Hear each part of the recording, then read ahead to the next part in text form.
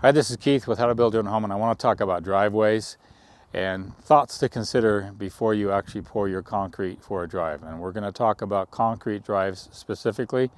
My favorite is a brick paver drive, but we can't do that in this HOA.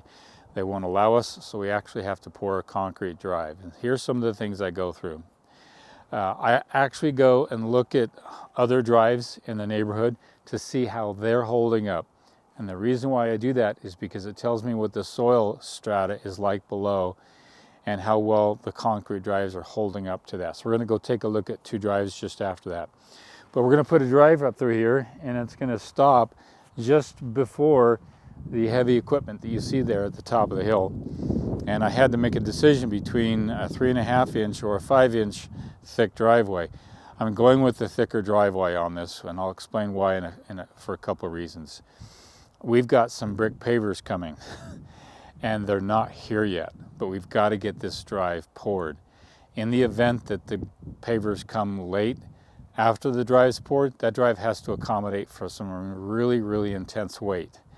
In the garage up there, as you've seen in some other posts, we actually had a garage door on the front and a garage door on the back, and I knew in advance that was the only way to get to the back in order to put in some landscaping and a pool and a lot of other equipment. So we made that concrete 5.5 inches thick. And since driving across that concrete, because we did our control joints within a 14-hour period after the concrete, we haven't seen any cracking in the concrete. Now that's a blessing. I take that as a thank you. So you can actually really try to, concrete's going to crack no matter what, but you can try to be prepared to control where that concrete is going to crack. So we'll talk about that as well. So we're going to go with a 5-inch thick slab through here. We are going to put a number 4 rebar 3 foot on center. So every 3 feet, you'll see a grid pattern of rebar that's going to be put on this drive, and then we're going to pour concrete on this. Now, the reason why I look at other properties, which we're going to do right now, is because the soil really affects concrete. We're on some real solid rock here, but there are some areas where it's got some give. If you look in some of the strata here, there's some areas where you could have a pocket of give.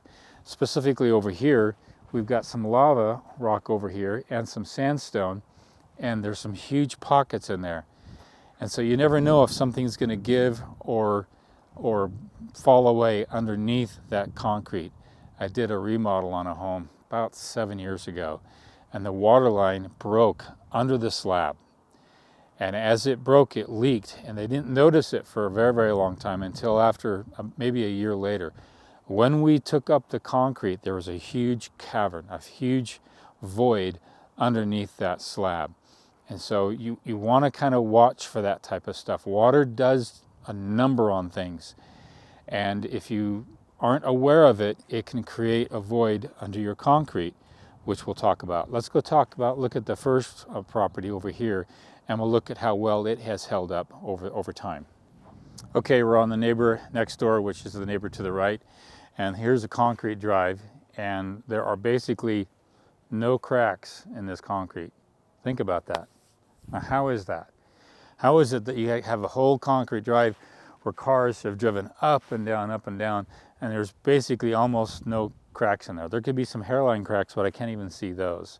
Why is that? Well, we've got some control cracks. So when it was poured and after it was poured, I actually cut in these control cracks, and they're 9 foot on center. So every 9 feet, they've got a control crack, which was cut into it. And again, that's at least 3/4 of an inch thick into the concrete. If they cut it shallower, it's not going to have a control crack. So that's one reason.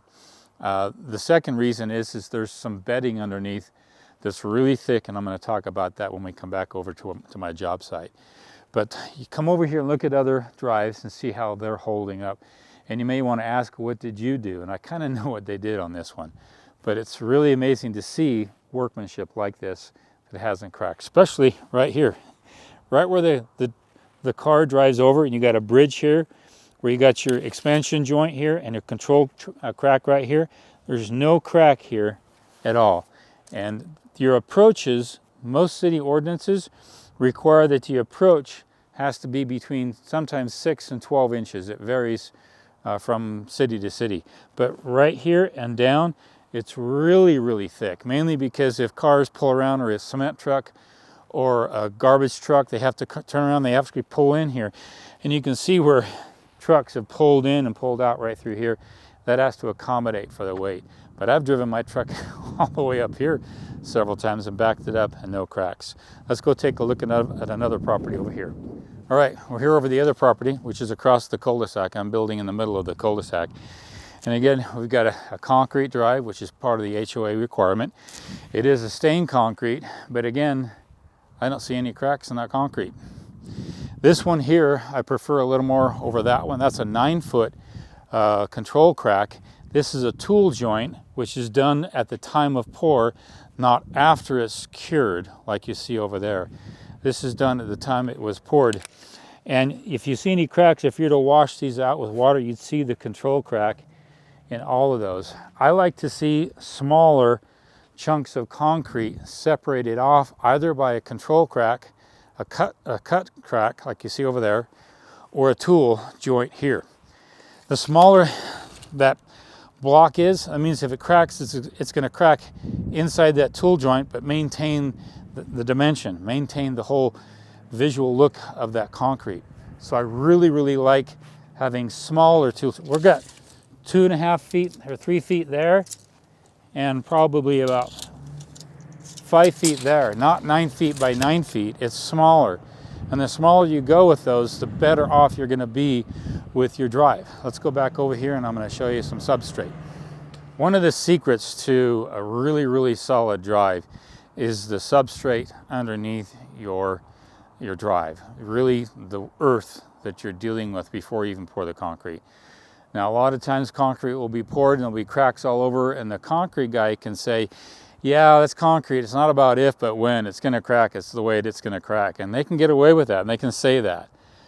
But what they don't say is there's a lot of things you can do to prevent excessive cracking or to really have nice drives. These drives have been in here for several years, and there's still no cracking that's taking place other than where they controlled where they want the crack to take place.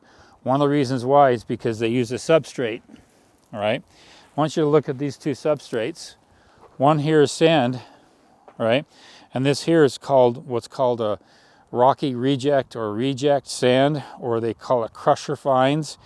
This compacts really nicely with water. You put water on this, it's like solid rock. And so would you rather put cement on solid rock, well compacted soil, or would you rather put it on something that really can crumble? Even with water, this would just ooze out all over the place. So this is one of the tricks to a really good driveway, whether it's brick pavers or concrete or even asphalt over time, is you want to have a really strong base before you even put the concrete. That's what you do with a slab on grade. You have a nice compacted base, whether it's 3 inches or 6 inches or 12 inches of road base or reject sand or whatever it may be, that really compacts nicely. If that's done first and done right, well, then when you put the concrete in, it's going to have a straight. It's not going to have any give to cause cracking to take place. And that's more than likely what they've done in these two drives to prevent them from going ski-wampus. So when you're putting in a drive, talk to your excavator, talk to your concrete guy, ask them who is going to prep the dirt before they pour the concrete. If the concrete guy didn't put it in his bid, that we prepped the concrete, we prepped the pad with 3 inches. I just saw a bid just early this morning, and a student was asking me, what do you think about this bid? And it didn't have any control cracks in it. They're just going to pour that concrete, not have any tool joints, no control cracking at all anywhere. So I asked them to put that back in the bid. Also, are they going to prep the soil? Are they going to prep the earth? And if they are, how thick are they going to do that? And with what material? I like to have at least 3 inches of either road base or reject sand before they even pour the concrete, and then that contours the hill. You can see where the road's going to go, and then you pour your concrete on that. More is better. It depends on your soils report. Talk with your geotech. They can also give you some advice. Luckily, we're living in a very rocky environment, and right down below it's some solid rock, so that helps out quite a bit. But if you've got some real alluvial soils, expandable soils, collapsible soils, really a lot of organic soil real deep beneath, you've got to really do everything you can to prep that soil before you pour your concrete. This is Keith talking about driveways and concrete with How to Build Your Own Home.